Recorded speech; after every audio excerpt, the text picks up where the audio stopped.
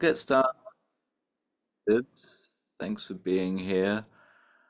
Um, let's see. How are we going to kick this off? I believe, Becky, you have some opening words. Is that right?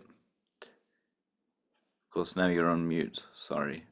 Um, as we're remote and we don't have access to a normal chalice, I have managed to dig up an old beeswax candle, which we can use as the chalice for today. So I'm going to turn things over to Becky for opening words.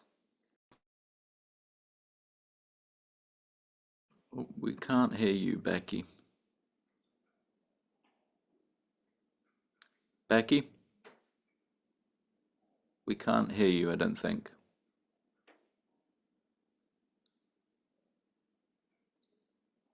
Still not good.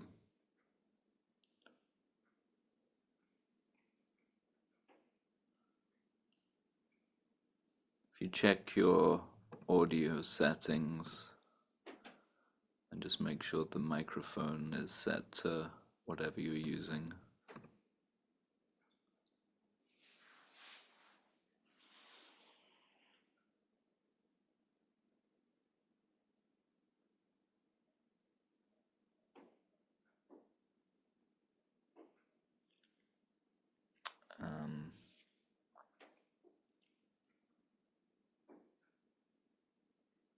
Perhaps while Becky's figuring out her audio microphone, I'll say welcome everyone to our Faith+Works monthly congregational service. We have a few new folks in the crowd today, so by way briefly of explanation, we're a small lay-led Unitarian Universalist congregation that turns 135 years old this year, founded in 1890, I believe, with our buildings built in 1893, I believe, Frank, but the congregation founded in 1890.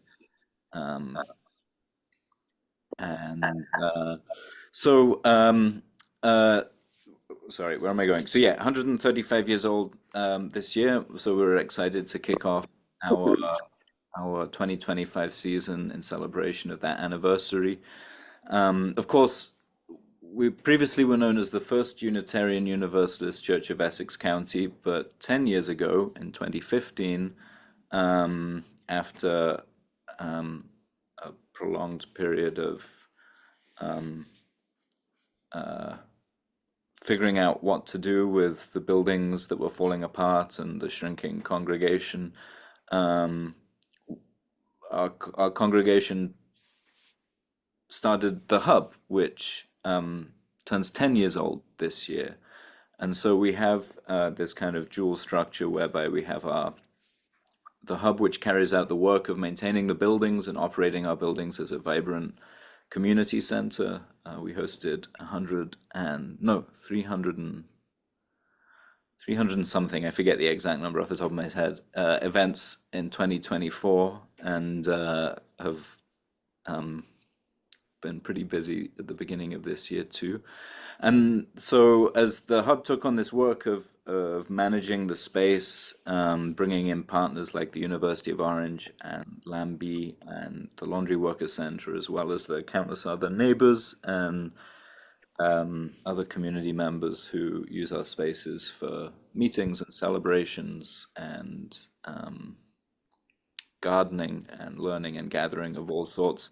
The question of what the role of the congregation led us to think about this formulation from the book of James, I think, yes, that faith without works is dead, but that also we believe the opposite, that work without faith is dead. And so the congregation has been hosting these Faith+Works monthly services each month since January 2017, when our dear Margot Simmons gave the inaugural Faith+Works address.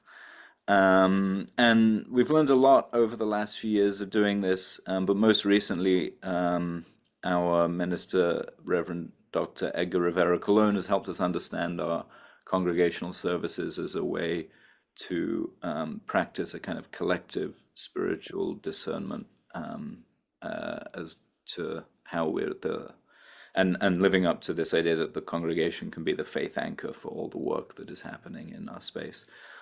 There's a smooth segue here to introducing today's guest, but before we do that, I want to return to Becky, who I think has got our microphone. So do you want to? Yeah. Can you hear now? Loud and clear, yes. Okay. I had to switch to my phone. So good afternoon, friends. It's a pleasure to be here and a pleasure to see Reverend Prakash again after all these years. But in celebration of the life and legacy of Dr. Martin Luther King Jr., I'd like to pass on a memory and some thoughts of Dr. King. My dear now deceased husband, Joe Thomasberger, had the good fortune to study with Martin King at Crozer Theological Seminary in Chester, Pennsylvania. When Joe entered as a freshman, Dr. King was already a senior, and prior to Crozer had graduated from Morehouse College at the age of 19. At Crozer, both were inspired by one professor, a Dr. Kenneth Smith, affectionately known as Snuffy. Martin and Joe's time at Crozer emphasized the importance of combining his faith and theology with social activism. And we here at Faith+Works UU fully understand that challenge. These quotes from Dr. King are intended to not only honor his memory, but to also inspire us to keep on keeping on. Dr. King said, I believe that unarmed truth and unconditional love will have the final word in reality. That is why right, temporarily defeated, is stronger than evil, triumphant. We must accept finite disappointment, but never lose infinite hope. And so, friends, nearly 60 years after his death, people all over the world are moved to seek justice, inspired by Martin's words and activism. God bless Martin King. Thank you.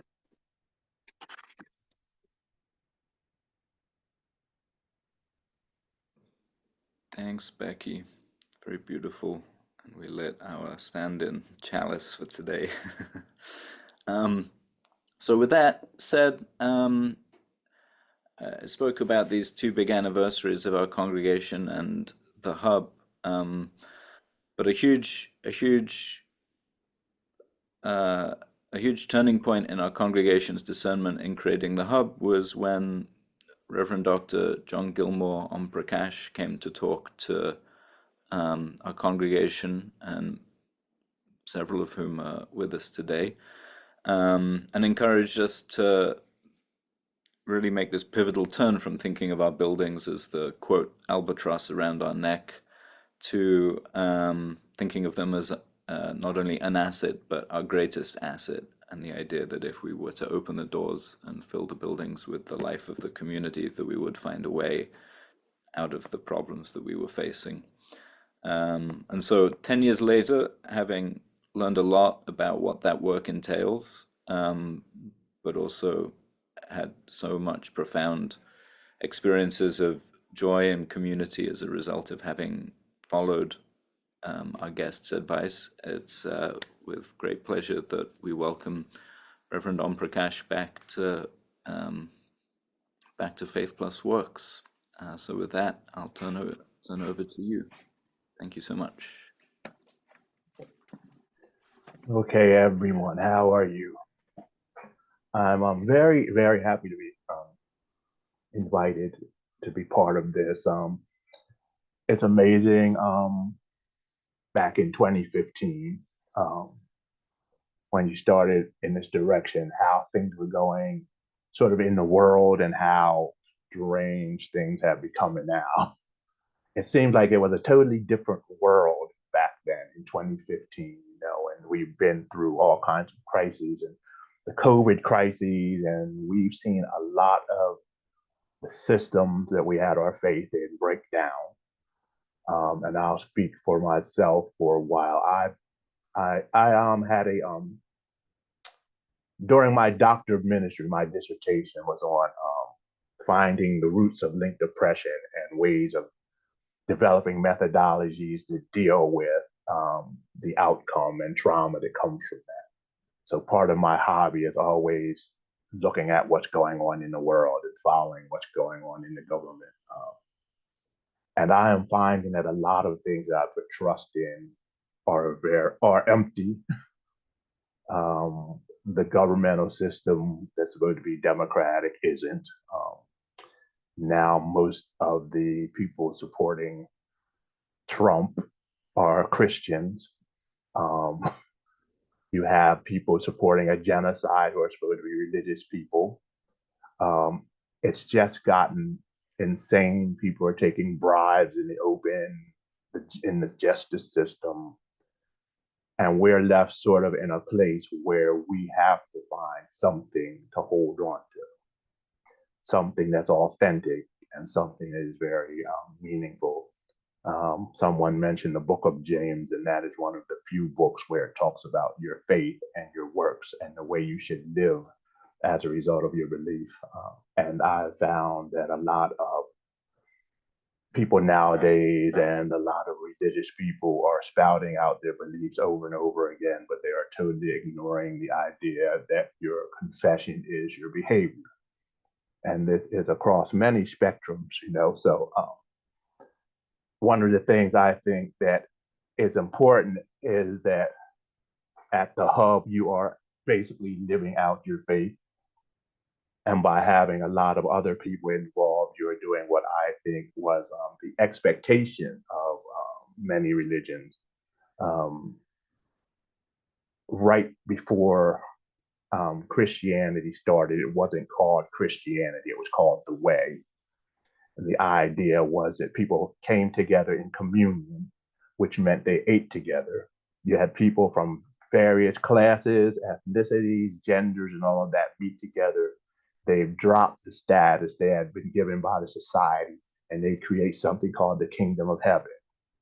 That was a place of love and kindness and justice, and a place where everyone supported each other and got beyond what our societies told us that we were and who we were supposed to be. That became a danger, of course, and it was soon changed and taken over, and it became something more exclusive instead of something that was inclusive. And for me, this has been interesting looking more deeply into it now. I think that one of the ways that we can prevent things like that from happening, even with groups that have the best intention, is engaging in something that Matthew Fox called the greater work.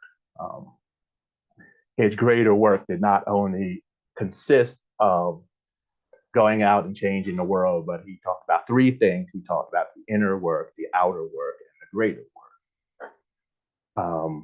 And one of the ways he talked about this, the figure that he used and one that I've been using is being a warrior of compassion. Basically, the old idea of the warrior was that the warrior was the person who their first enemy was the lies and deceptions and treachery that had somehow gotten inside of themselves. So it was working with the truth in order to cleanse oneself of the poisons in the society. And the second part of what the warrior did was to go out in the community and to protect the community from all of the lies, all of the disinformation, and all of the programming. And he even mentioned Martin Luther King a lot. He talked about the idea of his school creating thousands of Martin Luther Kings and something called mystic as agent of change. The real interesting part and important part was that they reshaped the idea of mystic. We have been given the idea of a mystic as someone who only does the inner work, somebody who sits around all day meditating and praying and maybe fasting, but not doing anything in the world. We've been given an old idea that came from a Platonic idea that said that everything in the world was no good, and the only thing that was good was the spirit. So that the idea was to dump the physical and to move to the transcendental or spiritual. But that wasn't the idea of the mystic. The idea of the mystic was a person who went so deeply down into reality, into the earth, into this world, that they found the beauty and the grace and the connection with the divine in everything, in every tree, flower, every person. And they also transcended through their mind. They broadened their mind so that they could see that there was a connection between each and everything. And that was the idea of the inner work. A lot of people nowadays get angry. They're so upset with the institutions failing, with all the religions, that they want to jump to the outer work, the greater work all of a sudden, and skip the other part. This greater work is changing the society for the better, protesting, writing letters, going out and fighting in order to make the world better. But one of the problems that happens when you don't do the inner work is, as Paulo Freire once said, is that the group that goes out and fights and changes the world and then get in power ultimately becomes the same group that they threw out, because they never got rid of the psychological manipulation that has been given to them when they were children. And so this, once again, is why we do the inner work. The inner work cleanses us of the poison. And if we do it the right way, it can be some part of the most dangerous work, because once we do the inner work, all of the PR, all of the manipulations, all of the fake ads on social media, the news that isn't telling us the truth, it doesn't work anymore, because we can reach deep inside in our thoughts and in our memories, and we can connect with whatever we see as a higher power. We can understand what is aligned with love and compassion and what is not. And that's one of the reasons why they had to stop seeking the kingdom of heaven and get people to start feeling guilty about someone eating an apple years and years ago in a garden. And so that is how the inner work works. There's another type of work called the outer work. The outer work is also things that you're engaged in at the hub. The outer work means not only doing the inner work, but the outer work is where you go out and you teach people how to do the inner work, and you teach people who they are. You teach them to break down the ego that has been created in our world, in this power over society that carries out one of the biggest lies that we've been fed for the last 400 or 500 years. And this lie is this: that your worth and dignity is based on how much power you have over someone else. If you have no power over other people, or you don't have material goods, then you are a less valuable person and your life is less meaningful. That is the big lie that most of us in Western civilizations, and probably in many Eastern ones, have been fighting against, probably for thousands of years, and in this country for 400 or 500 years. We've been thinking that we need to go out and strive and get control over somebody or something in order to have worth as people, when in truth, the fact that we are here now proves that we have worth. The fact that we come from a line of beings, whatever you might perceive them as, going through time and space, fighting and surviving in hostile atmospheres, loves, hates, battles, support, all of these things, carrying this life force, which is the same breath that created this world. We have done this, and we've carried it forth for millennia and millennia, and now we are here as victors over the very forces of death, suffering, and destruction. from the time those first little lipids and the first little proteins got together and created a cell and created knowledge and wisdom of how they could survive in a hostile atmosphere. We've been carrying this information and adding to this information until we arrived here as a creature that is made up of more than 200 trillion cells working in harmony with every movement and every thought, with billions of biome in our stomach, with clouds of germs floating around us, all working and living in harmony as a community. And we're on some level communicating with all these cells. We are a miracle, but we've been told that if we aren't telling everyone else to do, or if we don't have a big house or a big car, that we don't have worth. And so part of the outer work is teaching people about their worth and value. So you can see from this work how much the inner work is necessary, because for one to be able to teach this, they have to really experience this for themselves. They have to experience who they are. They have to have a deep realization that all that they are hearing and all that they are seeing has been built on sand and it's crumbling apart. And I think that one of the things that we are seeing right now in society, if there be any good in it, is how all of these systems that have been built on sand are crumbling apart as soon as a strong wind blows. And it's leaving us in a place where the Buddhists talk about as in a place of emptiness, an emptiness that is the fullness of the universe and is the place that is the spark of creation.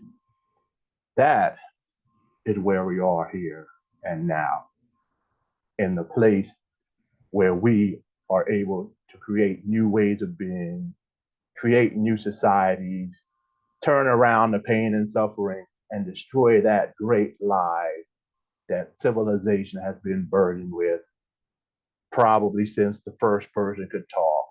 And that lie is that power over is what gives us value. And according to that lie, and in line with that lie, they have created a power over God who is great because of power over things, that has to be worshiped, who gets angry because he has to be worshiped by people, who gets jealous, who is sort of childlike in rage.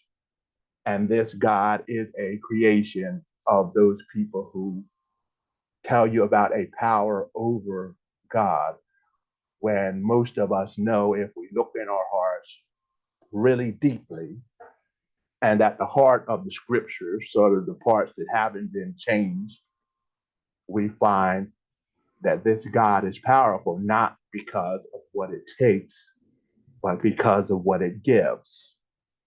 Because it gives to each and every person according to how they are or how they behave. It's like the earth, it's like the soil.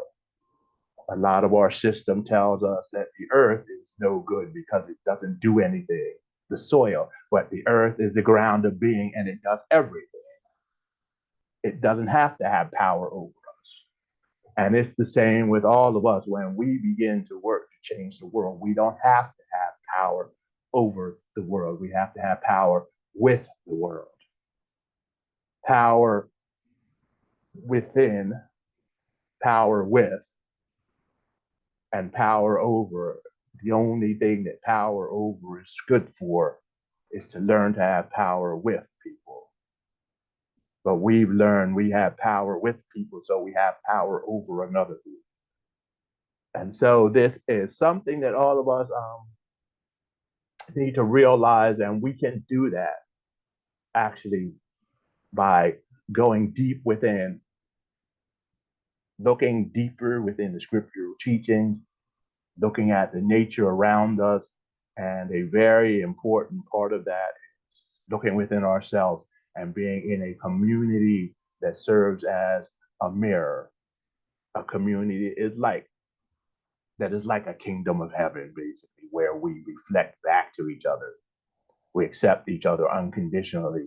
we make the safe space enough so that we can talk with each other, open up about things, and where we can, like one corporate mind, can work to heal the traumas and to bring forth peace and love. And then as groups like this, we can do the greater work, the work of turning the system around, the work of fixing the education system, the work of bringing real spirituality out into the open, the work of getting rid of the fear and replacing it with love and kindness and peace, not only for ourselves or our own community, but for everyone. And in truth, you see, when we come to the right point from doing the inner work and the outer work, we realize this. And any social psychologist will tell you this, and the Buddha will tell you this. There is no self that is separated from everyone else. Our self is connected to each and every person that we meet in every group and everything. And when we lose the idea of a little self floating around in a bubble that has to be afraid of everyone, and we realize that we are connected with each and every person, there is something that happens. Taking care of the self not only means working to heal and care for the individual, but the community, for friends, for family, because all of these people around us that we are meeting with and connecting with suddenly seem like parts of our own minds. And we begin to work with them the way that we would care for our own selves, like the many archetypes or images that we have in our own heads. We start seeing the world like that. So we can live with people who have differences. We can care for people who have differences. And we, like the warriors of compassion, like the practitioners of the art of Aikido, which is a very spiritual martial art that says that you do not attack and fight people, you defend yourself, and you use Aikido not to hurt and kill, but to put people back in harmony with the universe. That is what our social justice and our social activism becomes. It doesn't maintain itself through anger. It maintains itself through love, compassion, and the desire to heal not only ourselves, but this earth. And by seeing it this way, it also allows us to go farther out. It allows us to work with other people, not as the ones who are leading, not as the one on the top of the hierarchy, but as those who are working with other groups instead of for other groups. I'd like to give you a little example of this. There was a church who started having these problems with homelessness because their community started cutting the funds for homelessness. So people started sleeping on their steps. A lot of homeless people started coming. So what they decided to do was to focus on a project working to get rid of homelessness.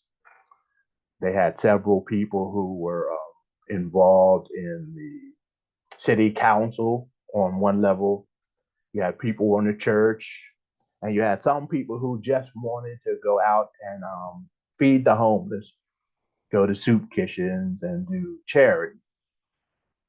In our culture, we have been taught that these three things are different. And sometimes we think that one is better than the other.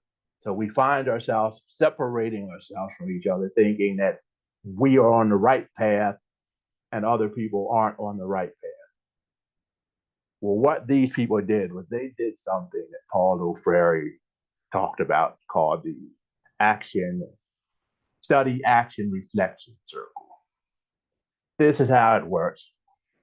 They had a lot of people who were interested in doing the work, going to the soup kitchens. You had some people who wanted to be more socially active. So what they decided to do was several people from the group would go to the soup kitchen. Instead of just feeding people, they would talk with the people. And I don't mean preach at them. I mean, they talk with them. They get to know them. They get to know what problems they were having. And sometimes they would share some of the backgrounds that made people homeless and things like that themselves. And then after their meeting there, they would later go back and they would have a reflection group. The reflection would consist of the people who went out talking about their feelings there, talking about what was going on, talking about what people they met, talking about how they could really change this thing, and talking about the real cause of this homelessness and the cause of the poverty. As time went on, they'd go around like that. They'd go to the kitchen again. They'd study. They'd learn about it. And what happened is that everyone began to realize that there were many ways of working on this thing. And everybody started realizing that feeding wasn't enough, but feeding was necessary. Because of the relationships they formed, some of the people who were homeless actually started spreading the word, started visiting the church, started helping to free themselves from poverty. So instead of one group or three different groups going in three different directions, you have one group going in the same direction, as if one was working on a root, one on the trunk, one of the branches of the tree to get rid of the poverty and homelessness. And they did this by doing basically three types of work all at the same time: the inner work, the outer work, and the greater work. And that, I think, is something that we need today. I look at a lot of the social media, and there's so much division now. We have some real crazy people in power now, and some moving into power. And I think the first reaction is to fight back, which is a very good reaction. But you also have a lot of people talking about taking care of yourself spiritually and physically, staying healthy and things like that. And you have people sort of trying to teach how to do this who actually have not had the experience of doing it.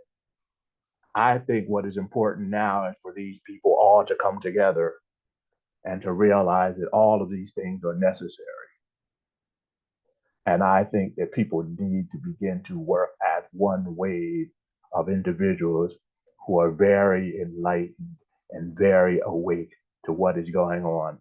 And it's very important for them not to be awake only to what's going on out there, but what's going on inside, to be awake to the fact that a lot of us carry the same impulses and ideas of the groups that we're fighting against.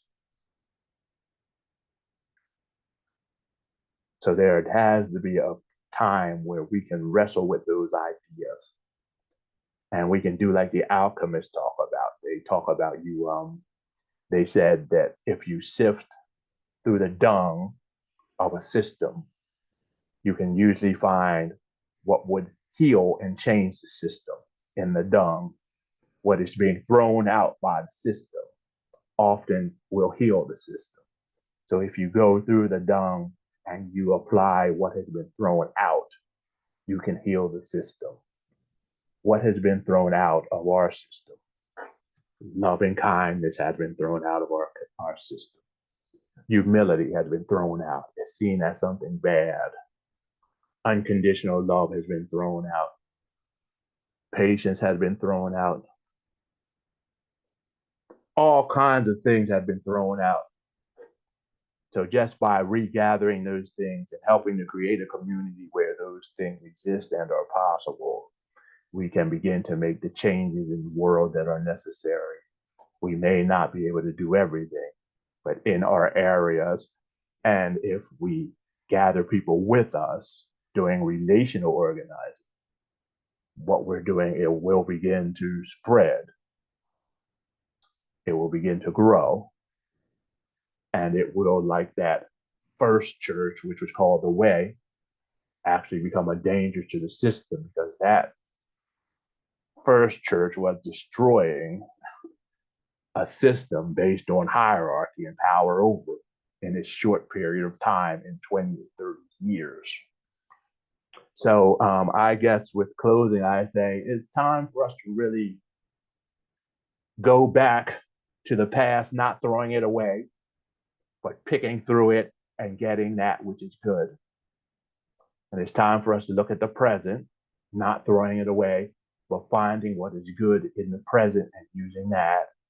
And then we can be the agents of change that we would like to be, wholeheartedly working to make this world better, not to replace it with one group that wants to be in power, that thinks it's doing good.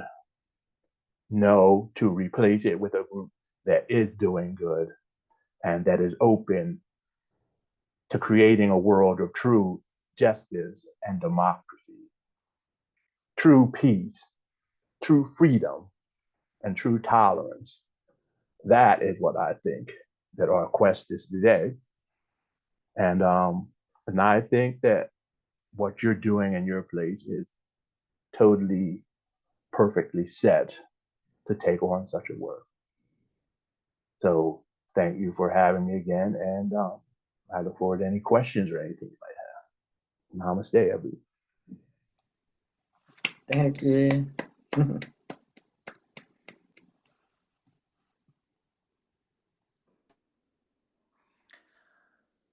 Yeah, beautiful. Thank you, Reverend Prakash. We have some time, so any comments or questions? Yeah, just go ahead and unmute if you have something.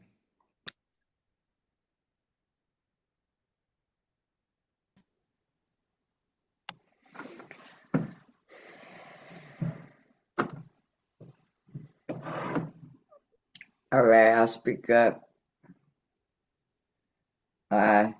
Yeah, thank you. That was very inspiring, and I agree with a lot of what you said. I just, I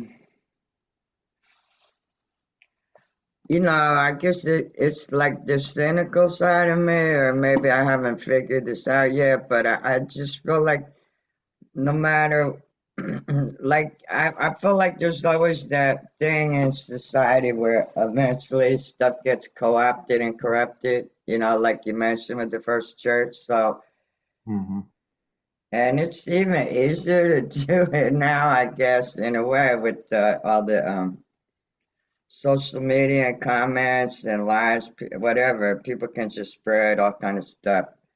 I don't know. It's just kind of, not that we don't need to do all this work and do everything you're talking about, because I agree with you, especially about what they teach us about, like, our self-value and what it's based on. Like, if we don't have the social, it's all like this outward social status thing that we learn to judge ourselves by, and that's not real, but it feels like it's real. Yeah. And anyway, I just, and I think we have to keep doing a lot of inner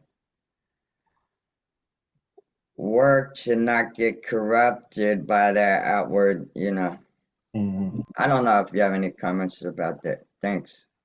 Yeah, one of the things about the study action reflection group is it makes it almost impossible to corrupt it, because everybody becomes a leader. So if somebody's full of crap, everybody sees it. That's why a lot of people don't do it, I guess. But it was basically developed by Paulo Freire and a lot of people in Latin American countries. The communities there, liberation theology communities did that. The idea is basically to set up a system that cannot be corrupted. And there's another thing I'm finding as I get older, which is a mistake I've made myself too. Let me know if some of you recognize this. You get in a group that's very good, is doing good work. A few corrupt people get in there. You get upset because these corrupt people in there, and it's upsetting you. You lose your trust in it, and then you leave it, and they take over the institution that you did all that work building, and they use it for evil. The warrior of compassion stays there and fights like hell and doesn't leave anything and drives them out. I think that's something new that we have to start doing too. Stay in there and fight like crazy for the institutions that we work so hard to create, you know? This is something I see with social media now. People are talking about leaving social media because we have a few idiots who come in all the time and they're harassing people.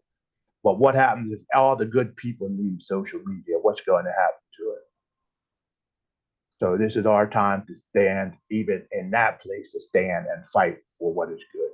You know, there's nothing wrong with fighting when it's against evil who are going to destroy you. There's nothing wrong with that. It's just like in Aikido, basically. You defend yourself, you do what's necessary, but you don't become an evil person who's attacking people and who has that as the first reaction. You know? So that's my thought about it. We have to fight to hold on to what's good.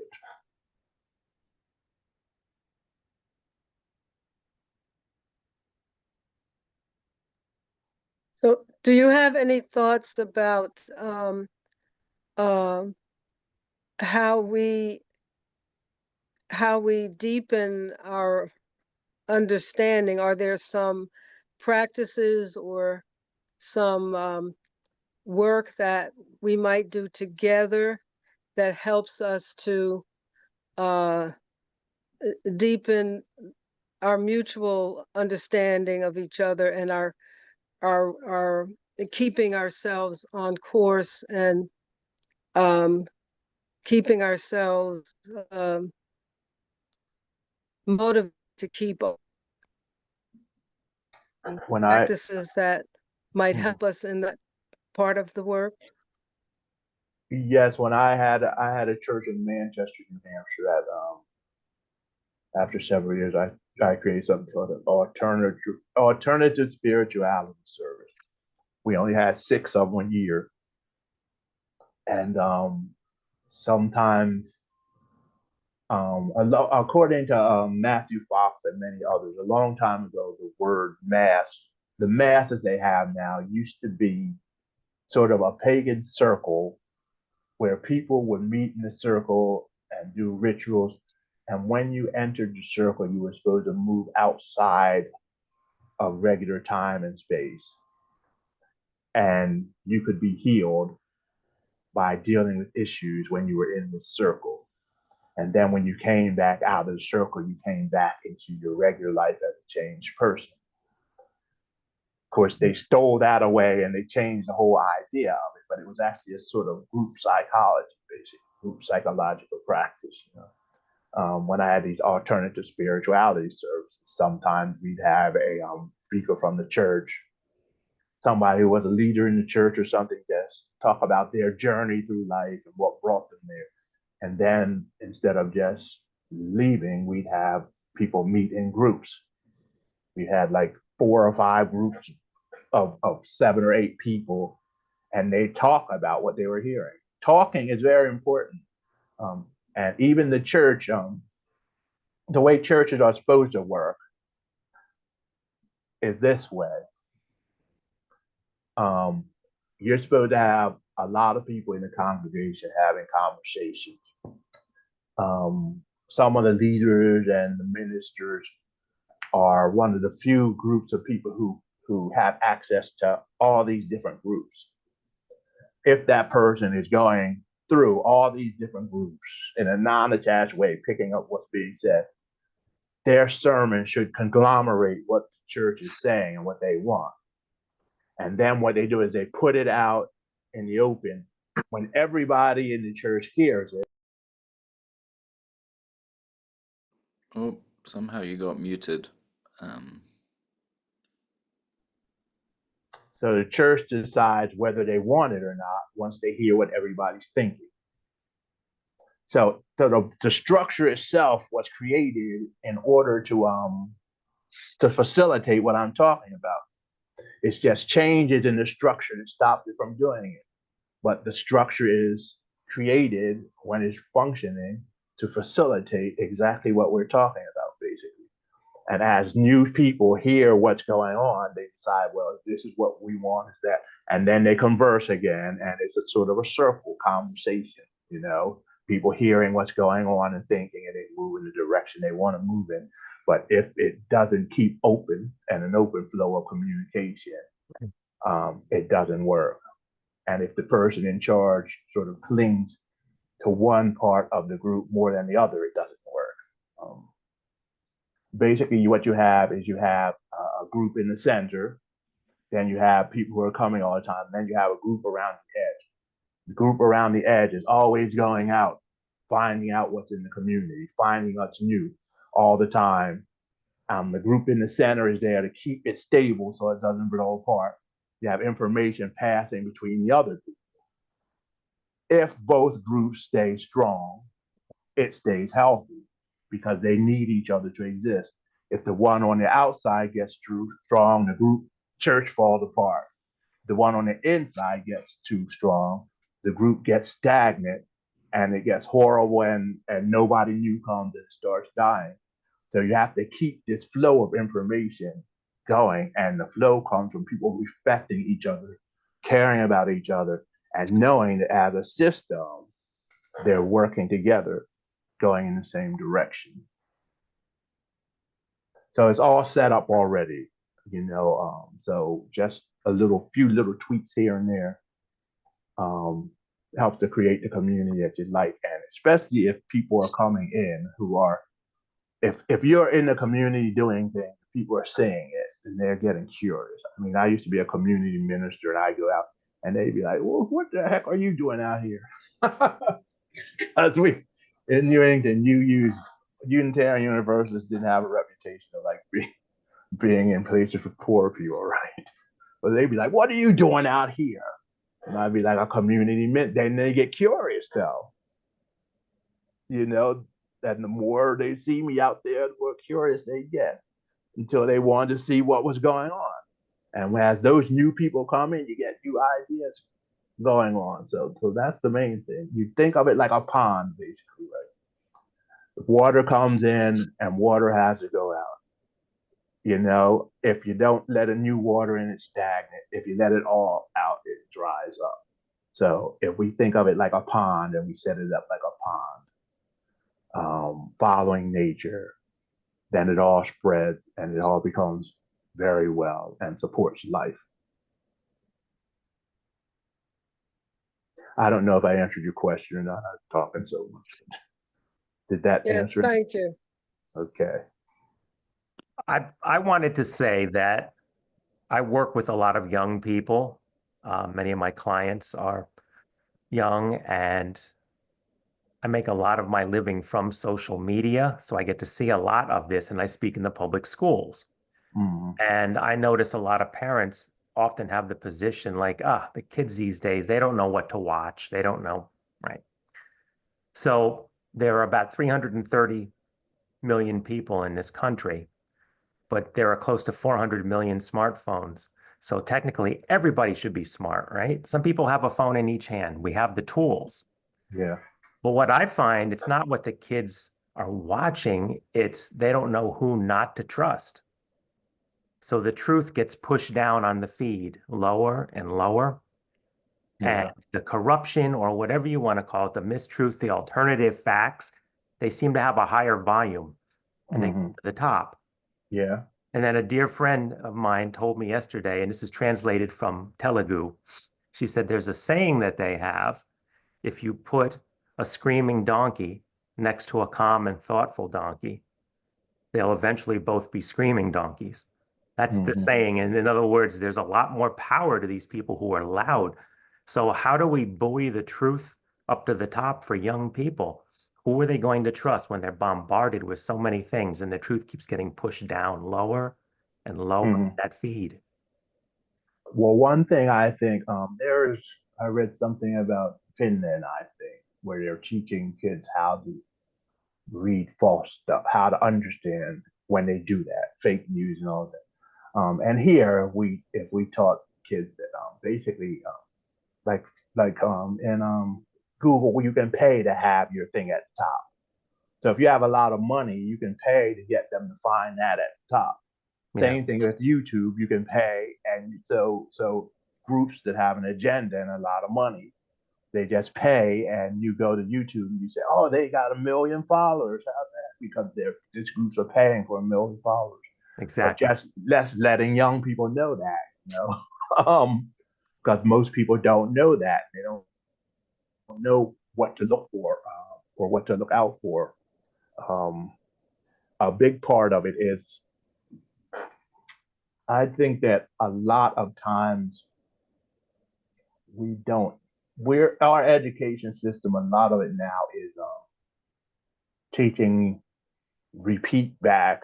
You're smart if you can repeat back what we teach you, but the critical thinking part is gone. The struggle, the giving two ideas and making people think about it, struggle with it. And I think that in social media, if you have people fighting like crazy on there, like on Facebook, they were like censoring a lot of stuff if you started getting into a fight on it. But if you have people fighting like crazy on those things, then people would learn the truth because they see all these different arguments all the time and they'd have to figure it out themselves. But instead, we're like squashing it and calling it peaceful when what we need is to see the exchange of ideas. So I'm thinking that introducing several ideas, letting it happen. I mean, like I was watching some old videos where you had people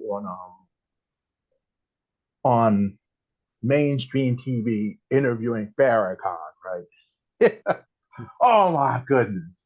It was on one of those talk shows. I forget the guy's name, the host name, Phil Donahue, right? And it was amazing because you had these people arguing and you had him answering back. And I'm like, nowadays, you'd never have that.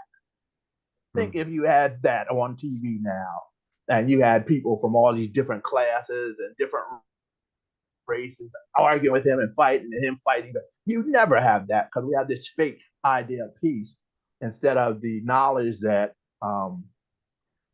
knowledge and growth doesn't come from peace. It comes from a certain amount of conflict. And I don't mean hatred or vile conflict but disagreement. And that's where new ideas come from. So somehow we have to get people talking who do not agree, but staying through to the end, sort of the Socratic method, basically. That's what Socrates always talked about. You have people talk and stay till the end until something happens. We don't do that. Hopefully, maybe someday in our education system we'll do it, but I don't know. We could do it on social media, I guess. That's great. Thank you. Okay. So I know we're coming close to the wire here. Kit had your hand raised. Do you have a quick comment or question, Kit? Oh, the question is short, but I don't know about the answer. It seems to me, Rev, that the only way to achieve right relationships is to do a lot of work on inner work and a lot of work on outer work. Ain't there no shortcut? Let me think. There is a shortcut, actually, I think. I don't know if everybody can do it, though.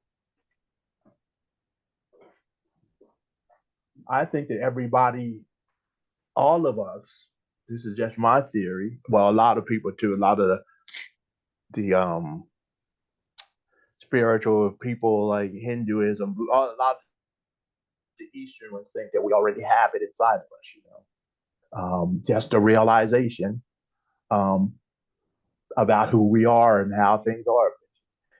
see, a lot of the problems come from the identity that we accept from people. And we use that identity as sort of a stencil.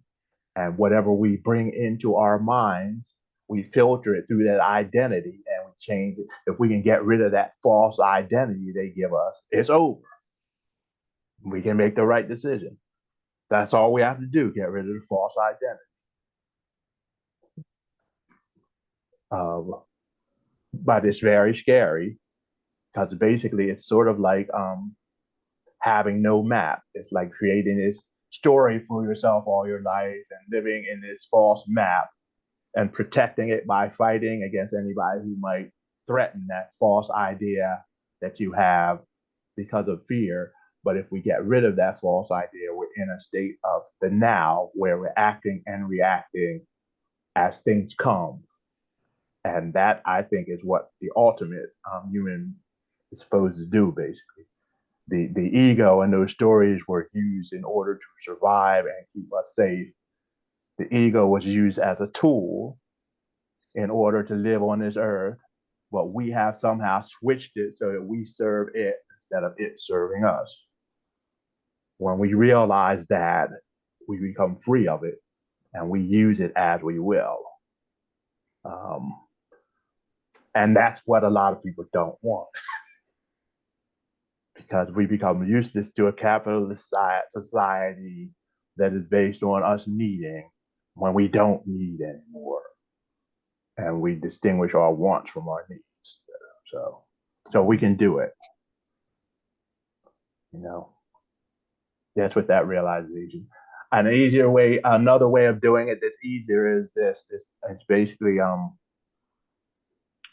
being aware of what you're doing on your daily routine. Even you go and you interact with somebody and it's sort of like you're listening, being aware of your feelings, being aware of how you're interacting, being aware of what's going on, doing that, learning to do that every day, slowly with different interactions. And what happens eventually is you're always like that. So you're always wide awake and aware.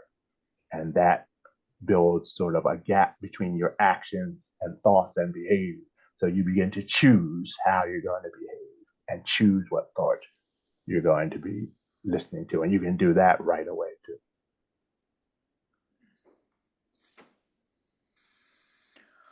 Well, thanks very much, Reverend Prakash. Yeah, You're welcome. glad to have you here, and excited to welcome you in person at a TBD future date when the weather is more Okay. travel. Very briefly before we close,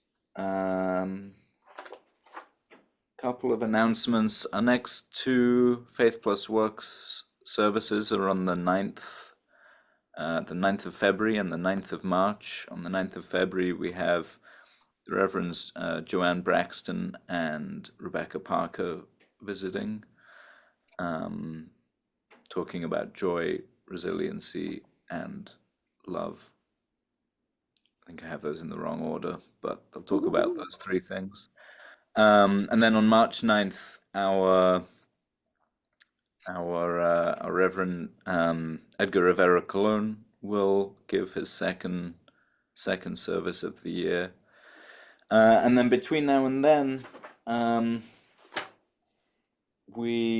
tomorrow we're co-hosting the Reverend William Barber and the Poor People's Campaign made an invitation to community groups and faith groups to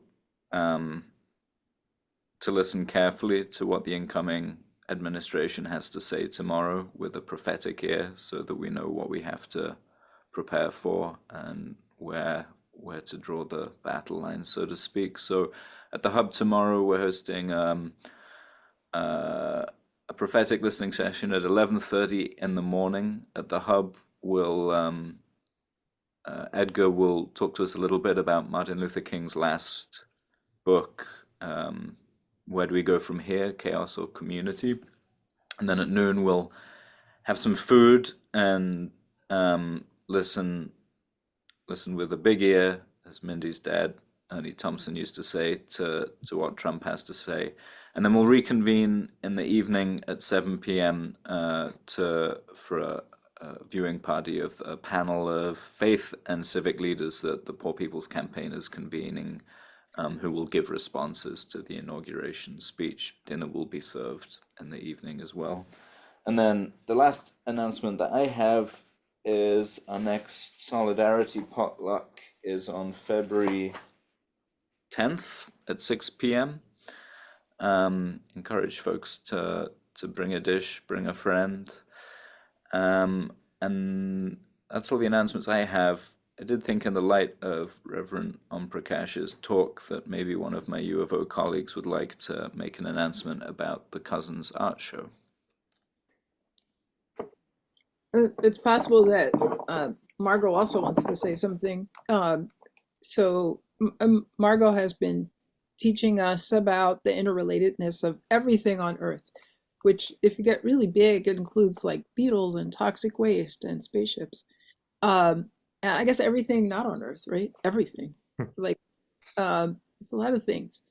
And she talks about, so if they're related, then they're cousins. Cousins meaning whatever. Anyway, so we thought it would be fun to ask people to do an art show in which people submitted cousins, pictures of cousins, drawings or photographs or paintings, or however you think about a cousin that you wanted to think about and share. And so we're looking for submissions, and this week it's through this week, through the 22nd, that we're collecting. And we know that everybody has in their cell phone 1 million photos of things that caught your eye. And all of these are cousins. And so we would love to have you send one to us. You can, I think they put the website in the thing, in the chat. Yeah, we'd love to have you just go through your cell phone. I mean, for example, Janice has so many flowers and so many cats in her cell phone. And one is worth saying, this is a cousin, and here's why I picked this cousin. The harder part is to say, this is why I picked this cousin. Anyway, we'll love to see your thoughts about this. And I personally found it a wonderful way to think about.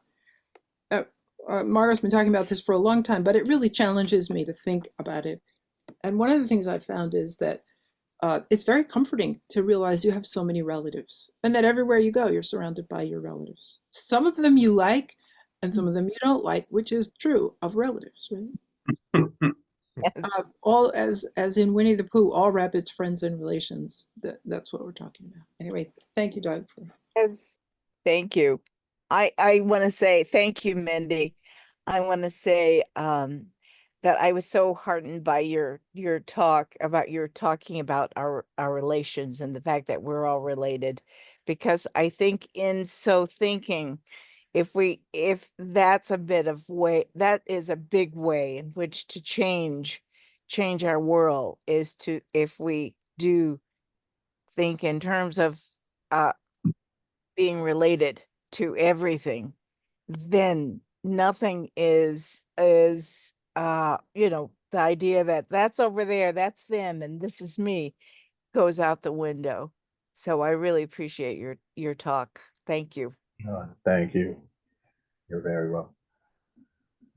Doug, will tomorrow's events all be on Zoom as well? Edgar's zooming in, which means there's a Zoom link, which means that would be easy to set up. Yes. Okay. Right. So if folks want to join us virtually, we can't feed you Virtual food. but we'll do our best with everything else. And the panel at 7 p.m. is put on by Repairers of the Breach, and the actual panel is happening in Memphis, but there's a link on their website. Excellent. You don't want to come and get dinner together. But yeah, you have RSV. We're glad. Well, Reverend Gilmore, I just wanted to add to what everyone else has been saying, and thank you very much. Your initial presentation to us many years ago put us in the right direction, and really gave us the confidence and the beginning of the inner work, to see what we had and to value what we had and what we had to offer the community and each other. And that has taken us a long way. And I can see now in this conversation, there are some very prophetic comments and statements that will keep us going even further. So I just want to thank you as well for your inspiration. So thank you. Yeah, you're welcome. I'm really glad that you're here, because we need organizations like you, especially now.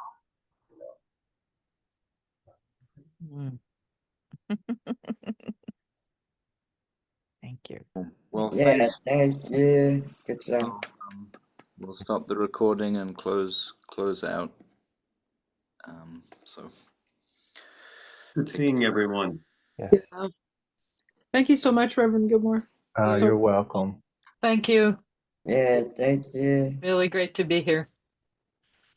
Thank you. Everybody keep warm.